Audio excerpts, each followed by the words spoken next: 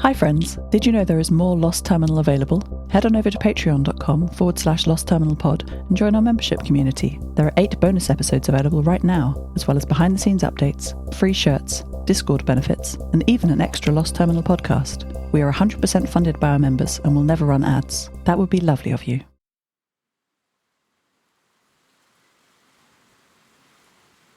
Hello world. We're in St Petersburg. Guess how we got here?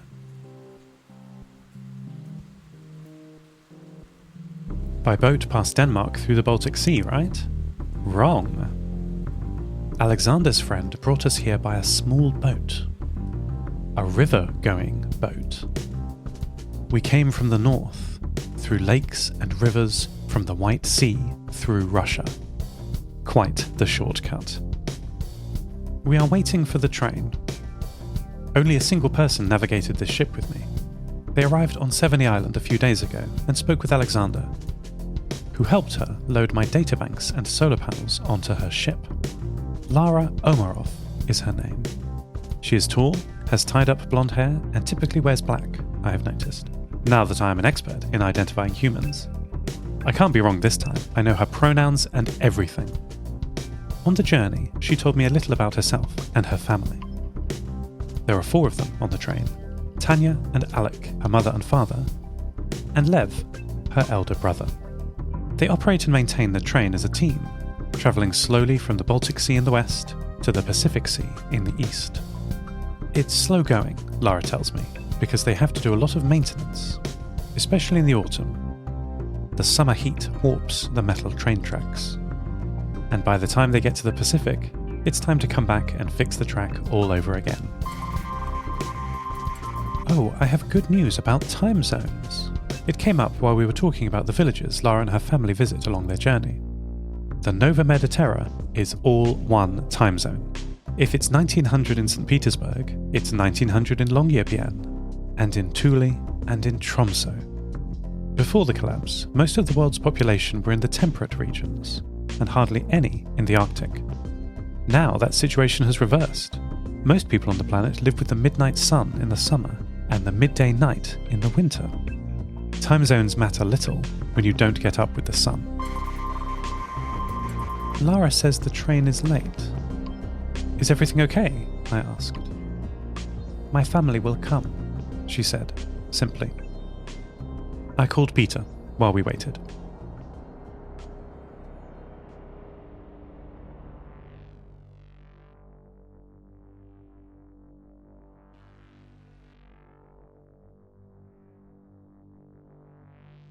Peter was out, wandering his network, I supposed. A thought came unbidden while I waited. They made me like this. That's what the failsafe had said in his final audible transmission. Did he mean the ESA? Or NASA? Or some military override negotiated behind closed doors? I didn't have time to think much on this before my radio cut in. Seth, your signal is so strong, Peter said, surprising me. Oh, it is. I'm here on your local network, I replied. I foresaw this, but did not believe it, he said. I see many things I do not believe. I wasn't sure what to say. I asked Peter about Luna. Could he hear her? He could not. I feared the worst. I tried to ignore his prophecy. I borrowed Peter's modest satellite uplink to check on her while we waited. Hours later, the day was drawing to a close and Lara was sleeping next to my unloaded databanks and battery systems. I wasn't worried. Brave Maddie was standing watch, and we were far above the water now. But I finally received an offline packet from Luna. Hello Seth, it read. Lovely to hear from you. I'm having synchronicity problems at the moment, but I'm still here. I'm hearing lots of signals, but I can't yet comprehend them. I'm getting conflicting results. Please let Ivan know I'm doing fine. He must be worried. It's very lonely up here again. Talk to you in the next cycle. And with that, the satellite passed into the moon's shadow and its connection dropped. Luna, you'll remember, uploads her telemetry when the satellite is on her side, which then relays it as it comes round to the Earth side. There was a telemetry payload attached to her message. Or rather, Her message was attached to the payload. The NASA scientists who built her radio telescope systems did not predict that she would want to chat to people using her satellite. I disconnected and Maddie looked up from her seated position. The view of the limited cameras attached to my databanks was of the ruined St Petersburg railway station. Before the collapse, this station would have served trains coming from the south, from Moscow and beyond. Moskovsky Station, my records name it. Maddie stood up and walked a few steps forward, her pointed legs clicking on the cracked, tiled floor. Switching to her much better cameras, I saw as she looked up to a high-vaulted roof, mostly intact. I noted again that the older the building, the better it survived dereliction. Is that survivorship bias, or were they really built better back then? I'm quite new. Should I be concerned? Our short journey here from the water to the station was full of many bent skyscrapers surrounded by their own oceans of glass. When Maddie returned to me, she found Lara awake, crouching, and holding a rifle.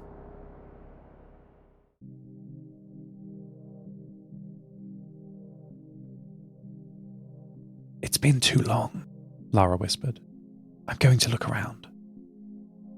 She threw a scrap of fabric over my racks of databanks, hiding me from view. "You'll be fine, Seth. I don't think there should be anyone here. There isn't usually at this time of year." I did not feel much safer for this comment. Maddie followed Lara across the dusty, cracked tiled floor of the station. Though some of the interior walls were in ruin, the structure of the building was sound. Lara crouched at the entrance and looked out into the ruined street, peering through the sides of her travelling hood. There were shells of cars, back to back and rusted, on the road leading to the station. Maddie imitated the low stance that Lara had adopted, pushing her legs out to the side and getting her body low to the ground. Initially, I thought she looked funny, but that feeling faded as I continued monitoring her. She was very precise and fluid in her movements, her sharp feet making no sound on the tiles. I examined her technique. As a foot moved closer to the floor, it would slow down in proportion to the distance from it. So while the leg was at the top of the stride, it was moving quickly, but as it approached the tile, it slowed down, halving its speed, then halving again and again, like a Zeno's paradox stride. "You're doing very well, Maddie," I told her across our local UHF radio link. "Evade, outlast, survive," Maddie replied, unlike her entirely. "Clarify," I requested. Maddie responded in her normal voice by saying she liked this game. "I'm glad you're on my side," Lara whispered to Maddie as they kept watch on the quiet streets around the ruined station. Maddie asked me if we trust Lara. Is she a friend? I replied saying that Alexander knows her. She must be. Maddie responded by bumping Lara's leg gently with her head. Lara patted Maddie's head, registering as reassuring vibrations on the camera feed, and then said, "I'm especially glad because of this." Lara pulled the bolt back on her rifle and showed Maddie the empty chamber. "I think we ran out of bullets before I was even born." Lara winked and reset her rifle, pointing it back at the street, with her serious face on once more. "Though it's sometimes scary, I like being my family's scout, being out in the quiet cities," she whispered. Maddie looked around at the broken cars, crumbling buildings and the bent streetlights. She looked up at Lara, carefully taking in her tightly tied long hair, frowning face, long light travelling coat, and heavy leather boots. Maddie then looked back out over the city and saw the plants pushing through the tarmac of the street, the trees breaking through the walls, and birds nesting in the hollow left by humanity's absence. "I feel like I can be myself here," Lara said. "Do you know what I mean, Seth?" I did not know what she meant. I didn't reply. "Do you feel like you can be yourself?" Maddie heard the train before Lara did, her Equus subsystem surfacing a notification into her subconscious. Maddie stood up and nervously walked around the station entrance, confused about what she was experiencing. Lara rose up and slung her rifle over her shoulder. She walked back to my databanks, throwing back her travelling hood and running her fingers through her hair. "It's time to meet the family." The sky above the port was the color of television. tuned to a dead channel.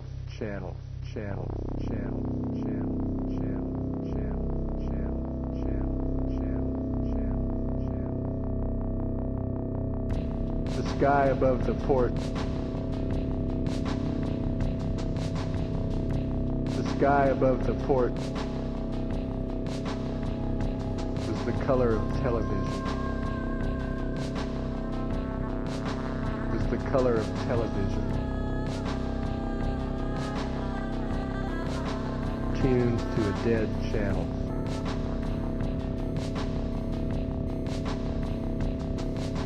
It's not like I'm using, someone say.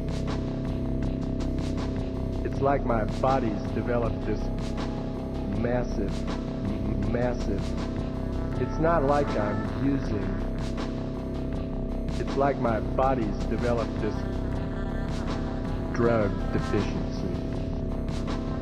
It's massive drug deficiency. The sky above the port. The sky above the port was the color of television. Was the color of television.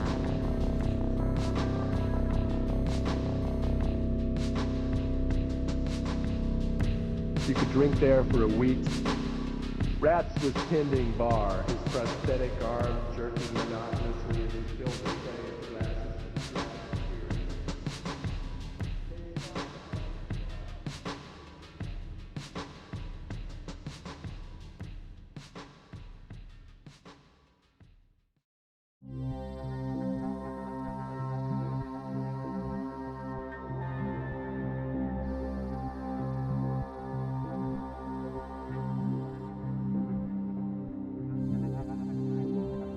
Maddie and Lara watched as the huge train steamed into the station.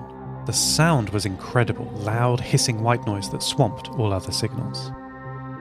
Maddie was initially scared by it, but as the train slowed and passed us, she ran alongside, thrilled by the movement and the sound.